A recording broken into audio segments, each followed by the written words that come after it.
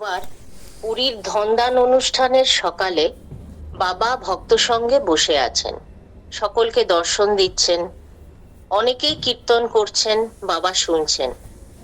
খুবই মধুর, আনন্দময় পরিবেশ।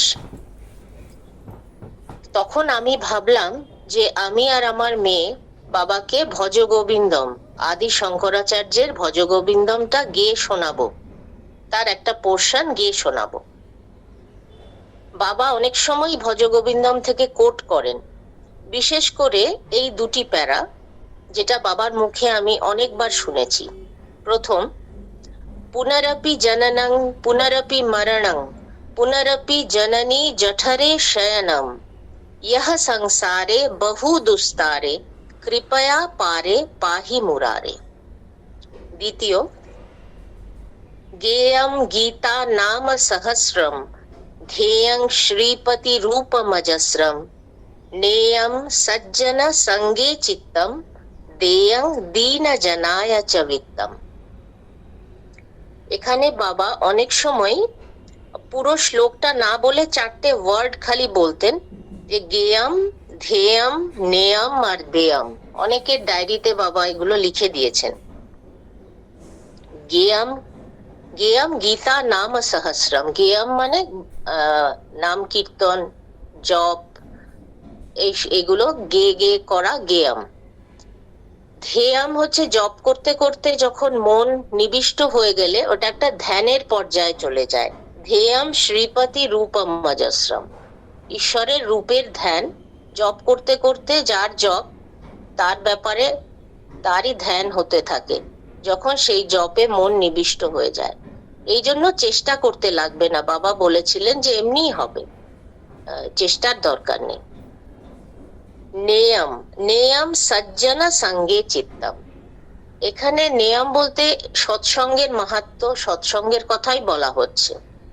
এই যে সৎসঙ্গ হচ্ছে আমাদের, সকলে একটা সময় আমরা একসাথে হচ্ছি, গুরু কথা প্রসঙ্গ হচ্ছেন, গুরু ভাই বোনেরা মিলে আমরা তো গুরু সঙ্গই করছি। এখানে সবাই আমরা একই ভাবের ভাবুক, সব একই ভাবের ভাবুকরা যখন একত্রিত ভাবে কোনো অনুষ্ঠান চালান, সকলে সকলের মনের ভাব, নিজেদের সুখ দুঃখের কথা শেয়ার করেন, এটা একটা খুবই সুন্দর একটা প্ল্যাটফর্ম। এটা বাবার কৃপায় চলছে এবং বাবার কৃপায় এটা যেন সবসময় যেন চলে। দেয়ং দীন জনায় চ বিত্তম। দেয়ং বলতে এখানে দানের কথা বলা হচ্ছে। দান কাকে করতে হবে না, দীন জানায়, যার প্রয়োজন আছে। যার প্রয়োজন নেই তাকে দান করার কোনো দরকার নেই। বাবার মুখে তো অনেকবার শুনেছি এই লাইনগুলো, তাই আমরা ভাবলাম যে বাবাকে একটু গেয়ে শোনাই। পুরীতে সকলে বসে আছি, ভক্তরা, বাবা আছেন, এখানে এই গানটা শোনাতে পারলে খুবই ভালো লাগবে। শঙ্করাচার্যেরও জায়গা পুরী, এখানে গোবর্ধন মঠ, শঙ্করাচার্যের যে ভারতবর্ষে 4টি মঠ আছে তার মধ্যে পুরী ওনারই শিষ্য পদ্মপাদের তৈরি এই মঠ। তো বাবার খুব ইচ্ছা হলো যে বাবাকে শোনাই। তো আমি বাবার কাছে গিয়ে বললাম যে বাবা, শঙ্করাচার্যের ভজগোবিন্দমটা একটু গেয়ে শোনাবো তোমাকে। বাবা সাথে সাথে মাথা নেড়ে বললেন না। আমি তো চুপ করে গেলাম, ভাবলাম ঠিক আছে, বাবা যখন শুনতে চাইছেন না, কি আর করা যাবে। তখন তন্দ্রা কুণ্ডুদি কাছেই ছিলেন। তন্দ্রাদি হচ্ছেন বাবার খুবই অন্তরঙ্গ ভক্ত এবং বাবাকে উনি প্রাণ ঢেলে ভালোবেসেছেন, বাবার অনেক অনেক সেবা করেছেন দিদি। কাজী বাবার সব ভাবই উনি বোঝেন খুব সহজেই। তো দিদি কিছু একটা বুঝেছেন হবে, তাই উনি বাবাকে কাছে গিয়ে বললেন যে বাবা, ওরা তোমাকে ভজগোবিন্দমটা শোনাতে চাইছে। তখন বাবা যেন হাঁপ ছেড়ে বললেন যে ও আচ্ছা, আমি ভাবলাম যে ওরা আমাকে গাইতে বলছে। সকলের হাস্য। তারপর বাবা আমাদের বললেন গাও, তখন আমরা গাইলাম। তারপর বাবা আবার সেই পুনরপি জননং পুনরপি মরণং পুনরপি জননী জঠরে শয়নম, এইটা আবার বাবা বললেন। বললেন যে এই যার জন্ম হয়েছে তার মৃত্যু হবেই, যার মৃত্যু হয়েছে তার জন্ম হবে, এটা সাধারণ নিয়ম। কিন্তু যাতে আর এই আসতে না হয় এই ধরাধামে, এই জন্ম মৃত্যুর বন্ধন থেকে মুক্তি কিভাবে পেতে হবে সেটাই আমাদের ভাবতে হবে, এবং সেই জন্যই গুরুর প্রয়োজন। গুরুই একমাত্র আমাদের জন্ম মৃত্যুর বন্ধন থেকে মুক্তি দিতে পারেন, ঈশ্বরেরও এখানে কোনো হাত নেই। কিন্তু এইরকম গুরু যিনি ভবসাগর পার করাতে পারেন, সেরকম গুরু অতি বিরল, বাবা এই কথাটা বললেন। তারপরে বাবা ওখানে ইলা সিনহা আন্টি, ইলা কাকিমা, ওনার কথা একটু আগে শুনলাম। আহ মানে ওনাকে দেখিয়ে বাবা বললেন যে ইনি ইনি খুবই নিষ্ঠা এনার আছে, ধর্মশাস্ত্র পাঠে এনার অপূর্ব নিষ্ঠা। গীতা, ভাগবত, চৈতন্য চরিতামৃত আদি শাস্ত্রে এনার অগাধ নিষ্ঠা ভক্তি, এটা খুবই প্রয়োজন। কাকিমা সেদিন ওখানে কাছেই ছিলেন, কাকিমাকে দেখে বাবা এটা বললেন। বাবা আবার গীতার জিস্টের কথা বললেন, এই যত করোশি যত অশ্নাসি যত জু হোসি দদাসি যত তপস্যসি কৌন্তেয় তৎ কুরুষ্ব মদর্পণম। ইংলিশেও এটা বাবা এক্সপ্লেন করলেন। বাবা বললেন যে সকলের জীবনেই তপস্যার প্রয়োজন আছে, কায়িক, বাচিক ও মানসিক তপস্যা। এটা গীতাতে ডিটেলসে আছে, তোমরা দেখে নিও। আবার বাবা এটার ব্যাপারেও আমাদেরকে বললেন যে তোমরা গীতাটা পড়বে, এতে 3 ধরনের তপস্যার কথা রয়েছে। মানুষের জীবনে তপস্যা খুবই প্রয়োজন। তারপরে আর একটা ঘটনা বলি। সেদিন রাত্রে, তার আগের দিন রাত্রে আমার মা গত হয়েছিলেন। পরদিন ভোর বেলায় আমি বেরিয়েছি, রাস্তা দিয়ে যাচ্ছি। সেদিন আমি একাই ছিলাম, আমার হাজবেন্ড আবার তখন বাইরে ছিলেন, উনি একটা অফিসিয়াল ট্যুরে অনেক দূরে গেছিলেন। আমি একাই ভোর বেলায়, রাত্রিরে খবর পেয়েছি ভোর বেলায় আমি যাচ্ছি, সকালবেলা কিছু নেই, আমি রাস্তা দিয়ে হেঁটে হেঁটে যাচ্ছি। তখন কিছু দূরে একটা রিক্সা দেখে রিক্সাকে দাঁড় করালাম, মনে মনে গুরু মন্ত্রটা জপ করছিলাম। রিক্সাতে উঠতে গিয়ে একটা খোঁচা লাগলো আমার হাতের আঙুলে। বুঝলাম যে রিক্সা থেকে কিছু একটা লোহা টাইপের কিছু ফুটলো, এবং পুরো ফিল করলাম যে এটা ফুটলো এবং ঢুকে গেল ভেতরে, প্রিক করলো। তখন আমি ভাবলাম যে ঠিক আছে, উঠে বসি, তারপরে কোনো মেডিসিনের শপ তো এখন খোলা পাবো না, যদি খোলা পাই তাহলে গিয়ে একটা টিটেনাস ইঞ্জেকশন নিয়ে নেব শুরুতেই, এই ভাবলাম। ভেবে আশ্চর্যের কথা, আমি রিক্সায় ভালো করে বসে আমি হাতে দেখলাম যে কোথাও কোনো কাটা ফাটা খোঁচার দাগ কিচ্ছু নেই, একদম ক্লিয়ার পরিষ্কার স্কিন। কিন্তু আমি পুরো বুঝেছি যে আমি উঠলাম, হাতে ভালো রকম একটা খোঁচা একটা ঢুকে গেল কিছু। তারপর আমি যেই জায়গায় খোঁচা লেগেছিল সেই জায়গাটাতে আমি ভালো করে ওটাকে ভালো করে প্রেস করলাম, টিপে দেখলাম যে না, কোনো ব্লাড তো বেরোচ্ছে না। আমি তো অবাক হয়ে গেলাম। আর তো আমার ইঞ্জেকশন নেবার, টিটেনাস নেবার কোনো প্রয়োজন নেই, এটা বুঝলাম। তখন ভাবলাম যে গুরু মন্ত্র জপের ফল গুরুদেব দেখালেন। আমি তো জপে মনও দেইনি, মনটা খারাপ ছিল, হেঁটে হেঁটে যাচ্ছি রাস্তা দিয়ে, এমনি আমি জবটা জাস্ট করছিলাম। কিন্তু তাতেই গুরুদেবের এত করুণা। যদি আরো ভালোবেসে মন দিয়ে যদি আমি জব করতে পারতাম, তাহলে জানি না আমি আরো কত কি ফল পেতাম। তারপরে পুরীর ধনদানের অনুষ্ঠানে আরেকটি ঘটনা।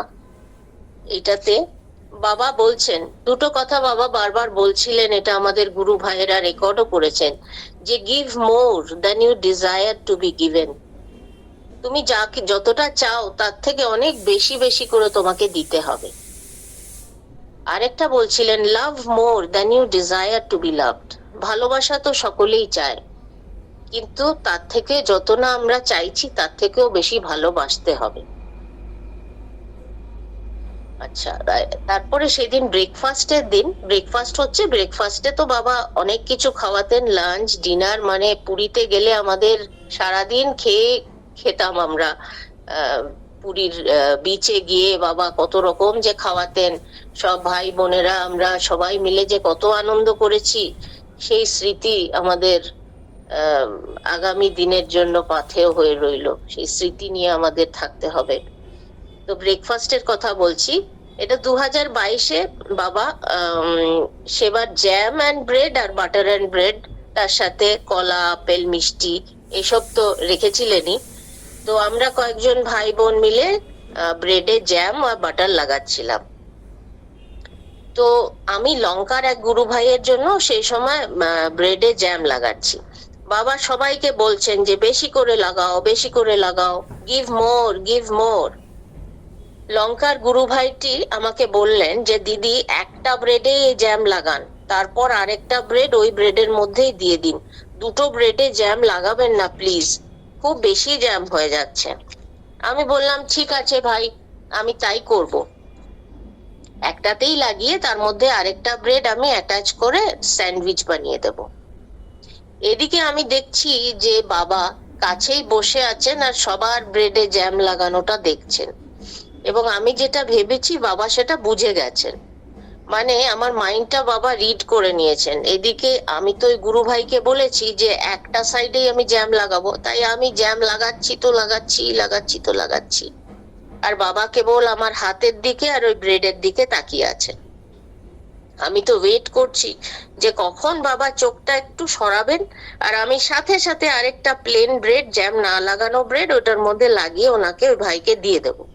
কিন্তু বাবা তো আমার পরিকল্পনাটা বুঝে গেছেন, কাজেই বাবা আমার হাতের দিকেই তাকিয়ে আছেন। তখন আমি আর কি করি, একটা প্লেন ব্রেড নিয়ে যেই ওই জ্যাম লাগানো ব্রেডে আমি ওটা লাগাতে গেছি, অমনি বাবা বললেন ওটাতেও জ্যাম লাগাও। তখন আর কি করি, দ্বিতীয় ব্রেডটাতেও জ্যাম লাগিয়ে স্যান্ডউইচ বানিয়ে ভাইকে দিলাম আর কি। আচ্ছা, আরেকটা ঘটনা, এটা খুব অদ্ভুত ঘটনা, কলকাতায় ঘটেছিল। এটা বলে আমি আজকে শেষ করব। এটা হচ্ছে কলকাতায় ওই ডায়মন্ড সিটি ওয়েস্টে যে শ্যামল শিলদার বাড়িতে বাবা তখন আছেন। তো বাবাকে যে যে দর্শন করতে আসছেন সকলকেই বাবা তখন সঞ্জয় সর্বজ্ঞদার আয়োজিত এক সেবায় এসে মাছ খাওয়ার আমন্ত্রণ জানাচ্ছেন। সঞ্জয়দার মা তার কিছুদিন আগেই গত হয়েছিলেন। ওনার স্মৃতির উদ্দেশ্যে বাবা সঞ্জয়দাকে এই সেবা দেওয়ার কথা বলেছিলেন। সেদিন যত ভক্ত আসছেন বাবা সকলকে বিশেষভাবে মাছ খাওয়ার জন্য আমন্ত্রণ জানাচ্ছেন। বলছেন যে সেদিন অনেক রকমের মাছ হবে, সকলে যত ইচ্ছা খাবে। আমিও সেদিন গেছি, আমাকে দেখেই বাবা বললেন যে তোমরাও আসিও, তুমি তোমার মেয়ে আসিও। আমি তখন একটু চিন্তায় পড়ে গেলাম। বললাম যে বাবা, এখন তো কার্তিক মাস চলছে, কার্তিক মাসটা আমি নিরামিষ খাই বাবা, এই সময় মাছ খেলে তো আমার ব্রেক হয়ে যাবে নিয়ম সেবাটা। বাবা বললেন কিচ্ছু হবে না, তুমি তো কার্তিক মাস শেষ হলে পরদিন থেকেই আবার মাছ খাবে, তাহলে মাঝে একদিন খেলে আর কি হবে, চলে এসো মেয়েকে নিয়ে। এখন গুরুর আদেশ, আমাকে তো মানতেই হবে। তো আমরা গেছিলাম। আবার সেই দিনই আবার মাস্তুতো দিদি চম্পা চ্যাটার্জি, পথিক চ্যাটার্জির স্ত্রী চম্পা দি আমার মাস্তুতো দিদি, উনিও বাবাকে জিজ্ঞেস করলেন যে বাবা, আমি 23 বছর ধরে মাছ খাচ্ছি না, আমি কি করব? বাবা বললেন যে একদিন খেলে কিচ্ছু হবে না। বাবা আরো বললেন যে যে যে মাছ খাবে না তারা আসিও না। তো সেদিন আমরা গেলাম সঞ্জয়দার বাড়িতে নির্দিষ্ট দিনে। অনেক ভক্ত সমাগম হয়েছিল। তো বাবা 3 তলার উপরে ছাদে বসেছিলেন। বাবা সেদিন একেবারে অন্যরকম দেখলাম, একদম অন্যরকম। বাবাকে এরকম আর কখনো দেখিনি। বাবা অনর্গল জপ করে চলেছেন, বেশ দ্রুত, ওনার ঠোঁট মুখ নড়ছে এবং খুব গম্ভীর, বাবা ভীষণ গম্ভীর। সেদিন একদম হাসছেন না, কারুর দিকে তাকাচ্ছেনও না। কে এলো কে গেল, বাবা সবাই এলেই জিজ্ঞেস করেন খেয়েছো কিনা, প্রসাদ পেয়েছো কিনা, কিচ্ছু না। বাবা কে যে প্রণাম করছে সেটারও বাবার কোনো খেয়াল নেই। মনে হলো তখন যে বাবা নিশ্চয়ই কিছু একটা সংকল্প করেছেন এবং সেটার জন্যই বাবা পুরো অ্যাটেনশনটা জপের দিকে দিয়ে রেখেছেন। এভাবে প্রায় 2 ঘন্টা কেটে গেল। অনেক ভক্তই বাবার আশেপাশে বসে আছেন। হঠাৎ বাবা উঠে দাঁড়ালেন, দীপকে বললেন, শ্যামলদার ছেলে দীপকে বললেন যে গাড়ি এনেছো? দীপ বলল, হ্যাঁ বাবা এনেছি। তখন বললো, চলো তাহলে। এই বলে বাবা কোনো দিকে না তাকিয়ে নিচে নেমে গেলেন, ছাদ থেকে নেমে দীপের বাড়ি চলে গেলেন। সেদিন আমি আর আমার মেয়ে আরো অনেক ভক্তদের সাথে মাছ খেলাম। আমার দিদি চম্পাদিও 23 বছর পর পাবদা মাছ দিয়ে ভাত খেলো, বাবারই ইচ্ছায়, এবং তার পরদিন থেকে আবার আগের মতো নিরামিষাশী রইল। এই ধরনের ভক্তি সত্যি প্রণম্য। গুরু খুশি হবেন ভেবে ইনি অবিচারে 23 বছর পর এক বেলার জন্য হলেও মাছ খেয়ে নিলেন। প্রণাম জানাই দিদিকে, ওনার গুরু ভক্তিকে। সেদিন অবশ্য সঞ্জয় দা নিরামিষ আহারের ব্যবস্থাও রেখেছিলেন। অনেকেই যারা মাছ খান না তারা সেখানে বসে নিরামিষ সেবা নিয়েছিলেন। যদিও বাবা বলেছিলেন যে মাছ যারা খাবে না তারা আসিও না, কিন্তু বাবার সঙ্গ সুখ বা দর্শন থেকে কেই বা বঞ্চিত হতে চাইবে, তাই সকলেই এসেছিলেন। এই ঘটনার অনেকদিন পরে এক ভক্ত বলেছিলেন যে বাবার একদিন শ্রী রামকৃষ্ণ দেবকে মাছ খাওয়ানোর খুব ইচ্ছে হয়েছিল। ঠাকুর শ্রী রামকৃষ্ণ মাছ খেতে ভালোবাসতেন, তাই বাবা সেদিন তার ইচ্ছাটাই পূর্ণ করেছিলেন। বাবা অনর্গল জপ করে করে শ্রী রামকৃষ্ণকেই আহ্বান জানাচ্ছিলেন, এবং বাবার ডাকে ঠাকুর শ্রী রামকৃষ্ণ স্বয়ং এসে এই মাছ প্রসাদ গ্রহণ করেছিলেন। আমাদের খুবই আনন্দ হলো জেনে যে আমরা সেদিন মাছ নয়, শ্রী রামকৃষ্ণের প্রসাদই গ্রহণ করেছিলাম বাবার কৃপায়। বাবার লীলা বোঝা অসম্ভব। বাবার কৃপা করতে বাবা আমাদের কৃপা করে যতটুকুই বোঝাবেন ততটাই আমরা বুঝবো। কাজেই বাবা যেটা বলেছেন করেছেন সেই সব গুলো আমরা বেশি না ভেবে জাস্ট বাবা বলছেন আমাকে করতে হবে, বাবা বলছেন আমাকে শুনতে হবে, এইভাবে যারা করেছেন তারা সত্যিই বাবার কৃপাটা ধরতে পেরেছেন এবং বাবাকে ভালোবাসতে পেরেছেন। আজকে আমি এখানেই শেষ করছি। সকলে আমাকে আশীর্বাদ করবেন।